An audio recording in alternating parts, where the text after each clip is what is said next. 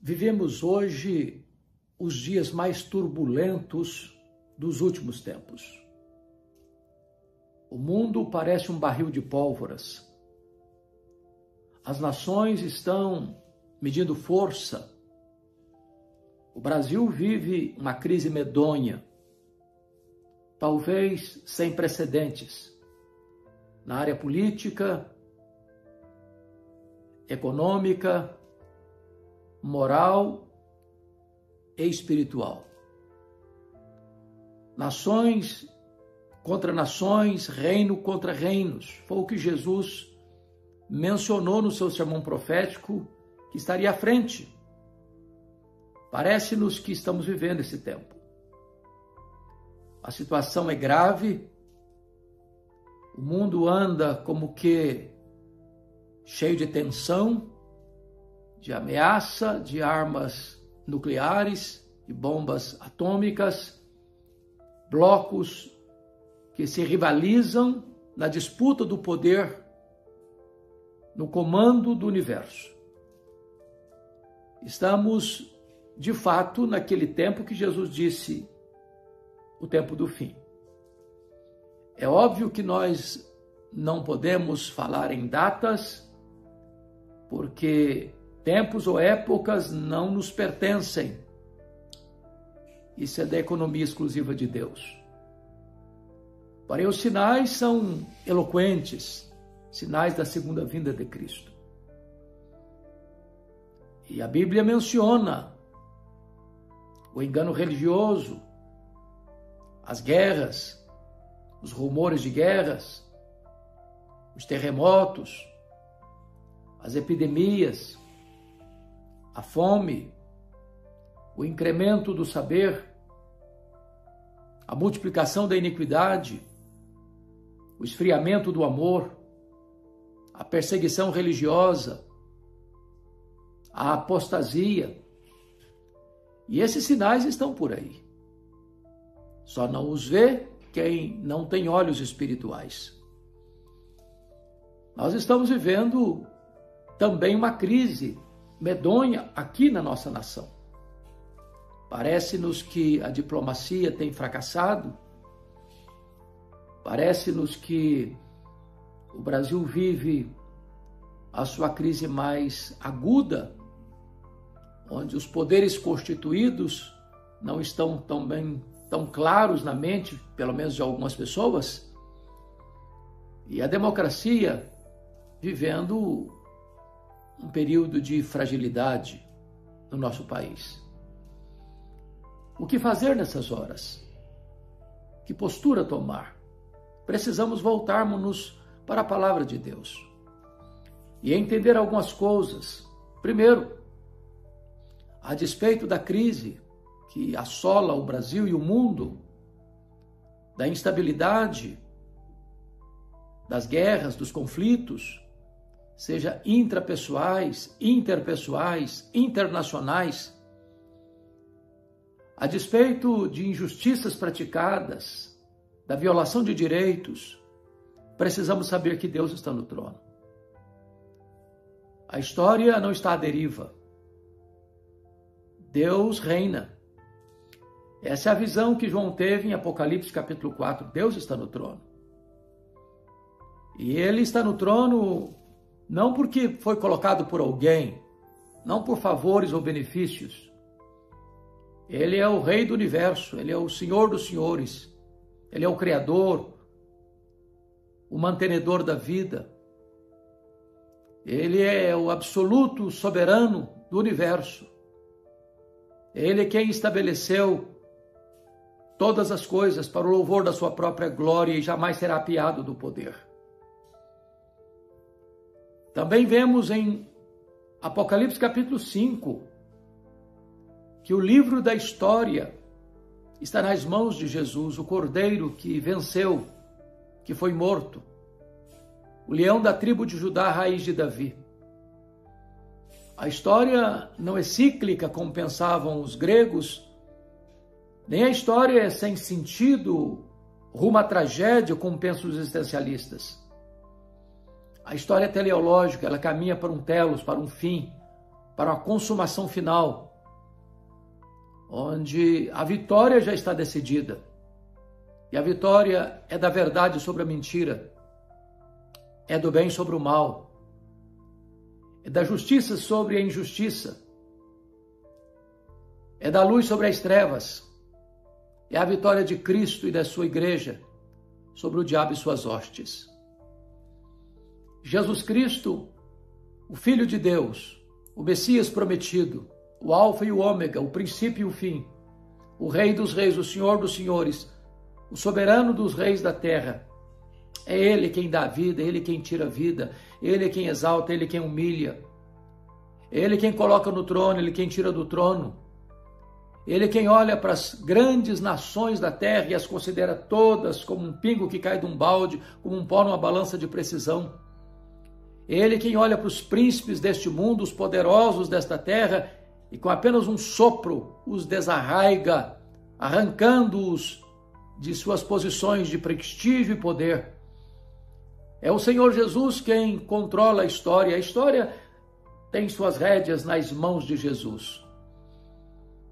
Mesmo que agora pareça que o mal está prevalecendo, mesmo que você ache que o diabo está ganhando de goleada, mesmo que você pense que aqueles que praticam a injustiça escapam da lei, fazem as leis, torcem as leis, escapam delas, mas jamais escaparão do reto juízo divino.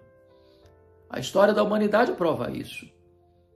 Você olha, por exemplo, para os reinos do passado. Onde está o poderoso Império Egípcio, dos grandes faraós que dominaram o mundo? Onde está a poderosa Síria de Senaqueribe, que conquistou terras, devastou cidades, amontoou cadáveres? Onde está a poderosa e megalomaníaca Babilônia, senhora do mundo, cheia de soberba e orgulho? Onde está o grande império persa, que derrota o grande império babilônico e domina o mundo? Onde está o grande e poderoso império greco-romano, pela força e destreza de Alexandre o Grande?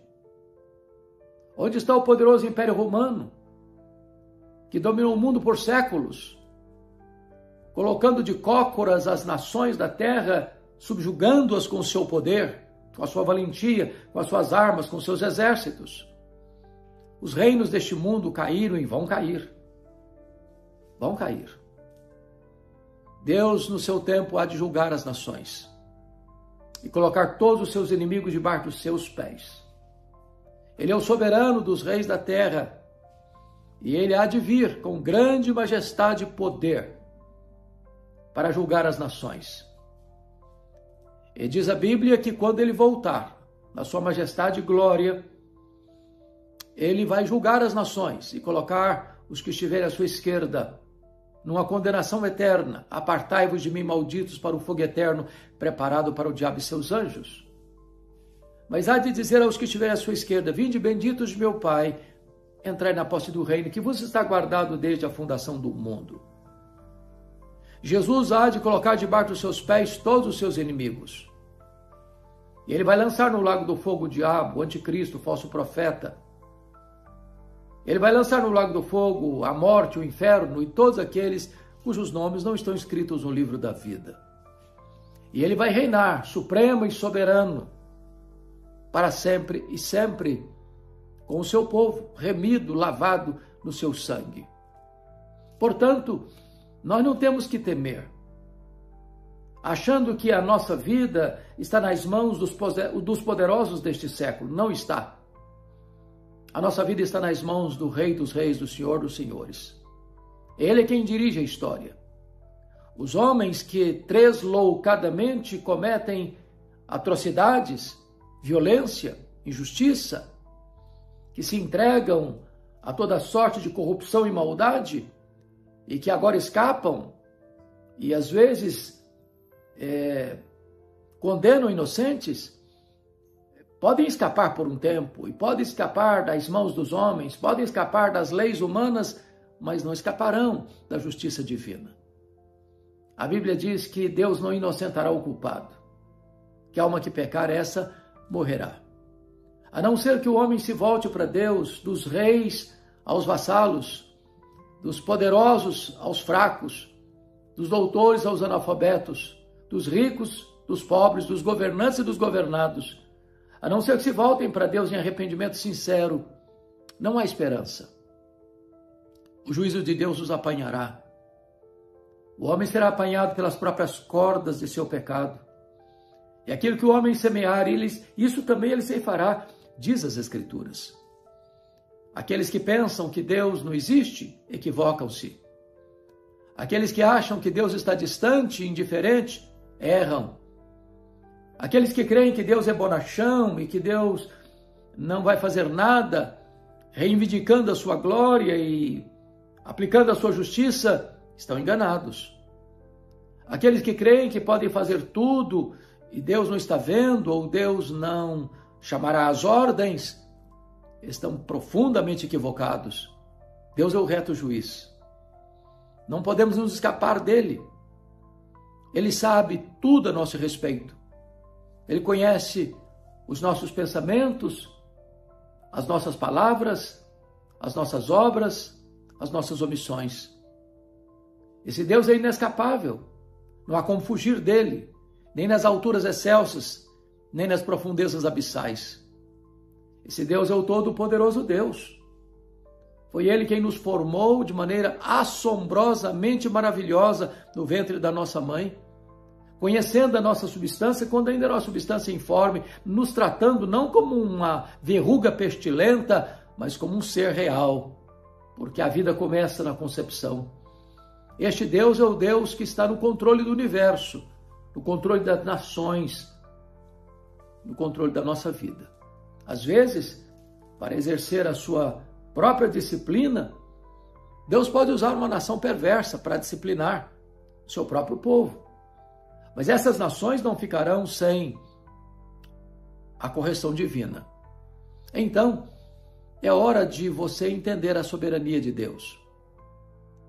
É hora de você compreender que Deus não está longe como pensavam os deístas. Deus não é um ser difuso, confuso, misturado com a criação, como pensam os panteístas. Deus não é inexistente, como pensam os ateístas. Deus não é um ser incognoscível, como pensam aqueles que são partidários de uma ideia agnóstica. Deus é o Deus presente. É verdade, ele é transcendente, mas é também imanente.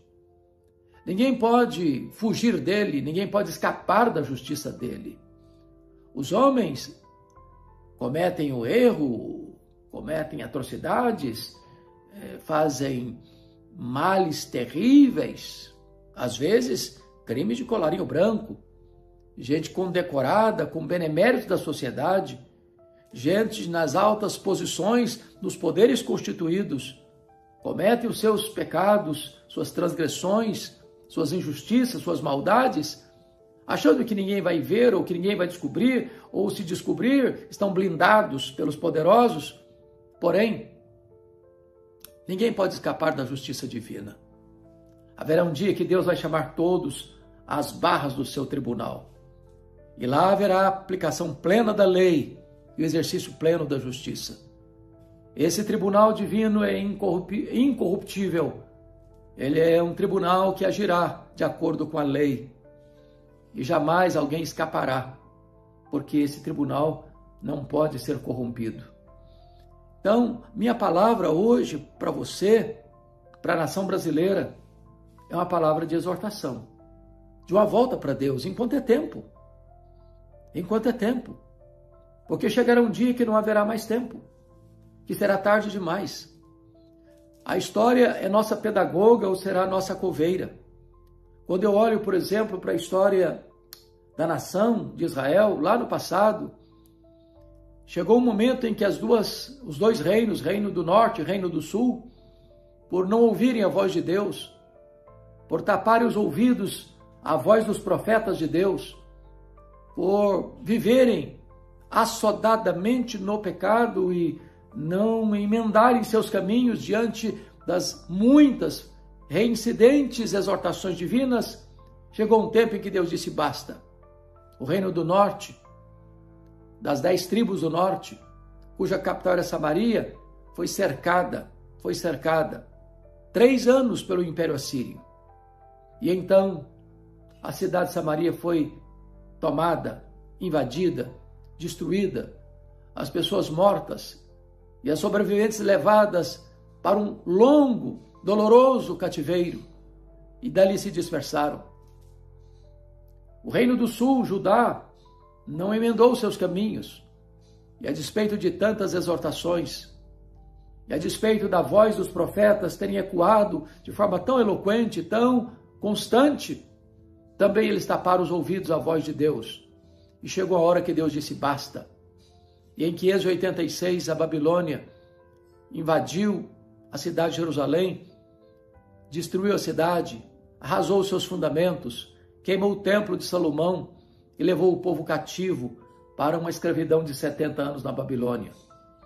Se nós não aprendermos com a história, vamos repetir os seus mesmos erros. Deus é o mesmo, imutavelmente o mesmo, cheio de graça e misericórdia, mas também justo e santo. E nós não podemos zombar desse Deus e escapar do seu juízo, a não ser que nos arrependamos, que nos quedemos aos seus pés, clamando por misericórdia. A Bíblia diz que Deus não inocenta o culpado, mas a Bíblia diz que Deus perdoa aquele que se arrepende. Ele não rejeita um coração quebrantado. Jesus disse, aquele que vem a mim de maneira nenhuma, eu o lançarei fora. E agora eu quero me dirigir a você em particular. Eu não sei como está a sua vida. Se você tem andado longe de Deus, se você tem se rebelado contra Deus, se você até mesmo descrê de Deus, ou se você, a despeito de conhecer, não tem obedecido a Deus, está na hora de você se voltar para Deus enquanto é tempo. Deus está lhe dando mais uma chance. Deus está lhe dando mais uma oportunidade. E eu me levanto aqui agora para dizer a você, volte-se para Deus enquanto é tempo. Invoque-o enquanto Ele está perto. Não permita que esta oportunidade se vá, porque você e nem eu administramos o futuro. Não sabemos o que vai nos acontecer amanhã. Não sabemos se estaremos vivos amanhã. Não sabemos se teremos a oportunidade de clamarmos por misericórdia amanhã. A nossa vida pode ser ceifada repentinamente, abruptamente, e não teremos então tempo. Hoje é o dia oportuno. Hoje é o dia da salvação. Hoje Deus conclama você a se voltar para Ele, porque Ele é misericordioso. Ele tem prazer na misericórdia. Ele é rico em perdoar. Aquele que clamar a Ele ouvirá da boca de Deus uma palavra de perdão, de cura, de restauração, de reconciliação.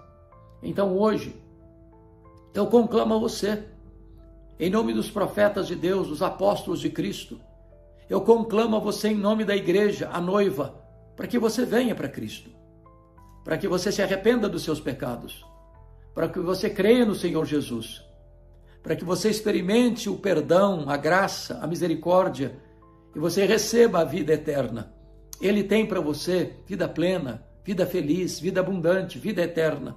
Se hoje você reconhecer o seu pecado, se hoje você confessar a Jesus Cristo como seu Salvador e Senhor, você recebe dele a própria vida eterna, o perdão dos seus pecados, o alívio da culpa para a sua consciência tão atormentada, e ele dará a você perdão, salvação, restauração, a própria vida eterna. Que Deus abençoe sua vida, que Deus abençoe sua família, que você se volte para Deus agora mesmo. Venha com a sua família. É hora de você liderar sua família, não para o pecado, mas para a volta para Deus. É hora de você encorajar sua família a conhecer a Deus, a amar a Deus, a servir a Deus, a glorificar a Deus. Porque este é o propósito da nossa existência. Fomos criados para o louvor da glória de Deus. O fim principal do homem é glorificar a Deus e gozá-lo para sempre. Então, o dinheiro não pode satisfazer você. A riqueza não pode satisfazer você. O seu conhecimento, a sua sabedoria humana não pode resolver o seu problema. O poder que você tem nas mãos não pode resolver o seu problema. Nenhuma escora humana pode manter você de pé. É só Jesus pode dar a você segurança eterna e salvação eterna. Então volte para Ele. Nada que este mundo possa lhe oferecer vai preencher o vazio do seu coração. Salomão tentou buscar a felicidade, a segurança na bebida, nas festas, na música, nas realizações, na riqueza, no sexo, na fama. O que ele encontrou foi apenas bolha de sabão, névoa, vaidade, sem qualquer conteúdo, sem qualquer consistência. Os tesouros deste mundo podem dar a você conforto, mas não podem dar a você segurança. O seu dinheiro pode lhe dar certas regalias, mas não pode comprar para você a vida eterna. Então é hora de você se voltar para Deus, acertar a sua vida com Deus e desfrutar da glória de Deus, da alegria da salvação, da segurança da vida eterna. Que Deus abençoe você, que Deus abençoe o seu coração, que Deus abençoe sua família, que você se volte para o Senhor enquanto é tempo, enquanto Ele está perto, enquanto você pode achá-lo.